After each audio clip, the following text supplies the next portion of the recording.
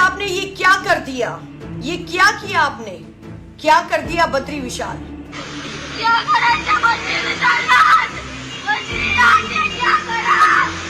ये उस छोटे बच्चे की तड़पती आत्मा बोल रही है जो अपने पूरे परिवार के साथ राजस्थान से पहाड़ों पर आया था घूमने के लिए। ये वही छोटा बच्चा है जिसने आज किसी अपने को हमेशा के लिए खो दिया है।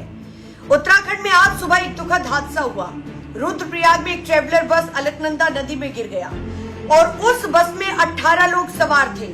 इस हादसे में एक महिला की जान जा चुकी है, 7 लोग अभी भी घायल हैं और 10 से ज्यादा लोग लापता है। उन 10 लोगों का नहीं पता कि वो कहां पर है, वो नदी में बहकर कहां पर चले गए हैं। प्रकृति की खूबसूरती के बीच में आज सुबह जब ये हादसा हुआ तो उसने सबको परेशान कर दिया।